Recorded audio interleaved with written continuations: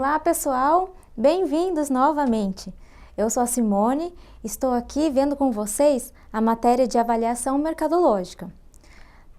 Na aula anterior, a gente viu um pouquinho sobre a aceitação da avaliação e também da nomeação do avaliador. E hoje nós vamos dar introdução a uma matéria nova, a um tópico novo e muito importante para todos aqueles que desejam atuar como o perito avaliador. Então, nós vamos falar do novo CPC. Toda vez que eu falar CPC, entendam, eu estou me referindo ao Código de Processo Civil, certo? E o novo CPC, ele faz menção ao Código de Processo Civil, que passou a viger no nosso país a partir de 2006, certo? Ele é o Código de 2015, que passou a viger em 2016. Por que é importante a gente se familiarizar com esse termo de novo CPC?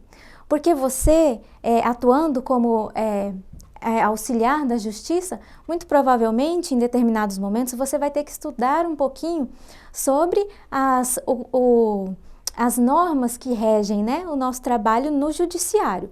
Então, o Código de Processo Civil é um desses que é muito importante. Todos os peritos devem saber. Então, nas suas pesquisas, nos seus estudos, muito provavelmente, você vai encontrar essa referência ao CPC dessa forma, novo CPC. Mas só existe um Código de Processo Civil vigente no país, que é o de 2015, certo? Então, se você tiver alguma dúvida, se ele não estiver escrito novo CPC, tiver só CPC, você verifica a data. Se ele é anterior a 2015, ele certamente está se referindo a um código que não está mais vigente no país, certo? Depois de 2015, certamente é deste código que nós vamos ver que essa matéria, esse material de estudo que você está utilizando, está se referindo, certo? Então, isso esclarecido, vamos começar. Todos os trabalhos técnicos de perícia judicial, eles devem ser realizados com base nas normas e literaturas técnicas. Lembra a norma 14653 e todas as suas partes, e também toda a literatura técnica. Você se preparando para fazer a avaliação, e durante sua avaliação, muito provavelmente você vai utilizar livros, manuais, certo? A literatura técnica para embasar o seu laudo. Mas também é importante utilizar o CPC, porque esse é o dispositivo legal que regulamenta as etapas a serem cumpridas e as regras de conduta a você ter durante o processo, certo? Então, é muito importante para a gente, principalmente os artigos 464 até o 480. Esses artigos, eles tratam da prova pericial, certo? Então, eles são muito importantes. Mas também vamos dar uma olhadinha aqui nos artigos 144 a 148 e também no artigo 149. Eles tratam sobre o impedimento e a suspeição e sobre os auxiliares da justiça. Então, vamos começar aqui do meio, vendo o artigo 149. Ele diz assim: são auxiliares da justiça, além de outros cujas atribuições sejam determinadas pelas normas de organização judiciária, o escrivão, o chefe da secretaria, o oficial de justiça, o perito, o depositário, administrador, intérprete, tradutor, mediador, conciliador judicial, o partidor, o distribuidor, o contabilista e o regulador de avarias. Certo? Por que eu li todas essas atribuições, sendo que a gente já viu o perito? Para você perceber que em nenhum momento o artigo 149 fala de assistentes técnicos, certo? Então, o único profissional técnico atuando no processo que é considerado auxiliar da justiça é o perito do juízo, certo? E por que é importante saber isso? Porque quando a gente passa por artigo 148, a gente vê que aplicam-se os motivos de impedimento e suspeição. No inciso 2, a gente vê os auxiliares da justiça, certo? Então, é importante você saber quem são esses auxiliares, porque a eles se aplicam os motivos de impedimento e suspeição. E a gente encontra esses motivos depois lá no artigo 144. Esse artigo, ele trata dos impedimentos do juiz.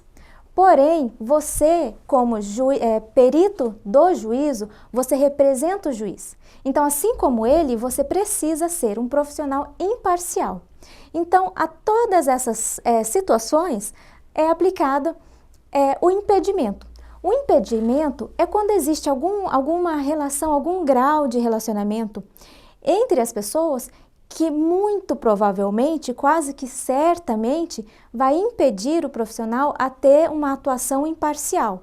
Então, depois você dá uma olhadinha com calma em todos esses incisos, mas é importante saber que se você já trabalhou como perito em alguma das partes, para alguma das partes, né? Se você próprio for parte no processo, é claro, você não pode atuar como perito, né? Porque você tem interesse naquela causa. Quando a pessoa for herdeiro, quando houver relação de emprego, então vamos supor, você trabalha numa prefeitura e é chamado para atuar como perito em uma causa que envolve o município. Então, nesse caso, você está impedido de atuar como perito, certo? Quando alguma das partes é cliente, quando tem uma relação de...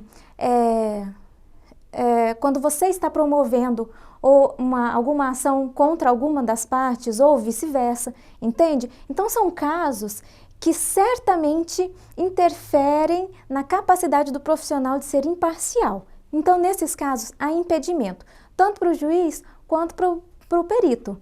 Entende? Então é bom você dar uma olhada aqui, porque você mesmo pode se declarar impedido se você verificar que você está em alguma dessas situações. É importante você saber quais são essas situações, que envolvem não só você, mas também seus cônjuges, os seus parentes até terceiro grau, certo? E também há os casos de suspeição. Os casos de suspeição, eles dependem mais do julgamento da pessoa envolvida. Então, ele vai do discernimento da pessoa, de se julgar suspeito ou não. Então, se existe amizade, né, se é um amigo ou se é um inimigo, também não pode atuar como perito se esse profissional tiver recebido presentes de qualquer das partes. Né? Não, ou antes ou depois, independente, não precisa ser naquele momento. Se a pessoa já recebeu presentes de uma das partes, ele é com certeza suspeito. Se alguma das partes é credora ou devedora, tanto do profissional perito quanto dos cônjuges e dos familiares, né? Ou se ele achar que é interessado, né, naquela causa. E também o juiz ele pode se declarar suspeito por motivos de foro íntimo. Ou seja, ele pode alegar a suspeição, não precisa declarar suas razões, é um motivo de foro íntimo, porque a suspeição, ela vai muito do sentimento da pessoa, certo? Do discernimento, como a gente já havia dito. Por isso, esse motivo de foro íntimo, sem ele ter que se justificar, certo? Então, por enquanto é isso, a gente fez uma introdução aqui ao CPC, é importante que você volte lá nesses artigos que eu te passei e leia direitinho para você entender bem, certo? Para na hora de atuar você já está apto a perceber essas questões logo na sua nomeação, certo? Então a gente se vê na próxima aula dando início aí sim a parte que começa a tratar da perícia judicial, que é o artigo 464, certo? Então até lá, tchau, tchau!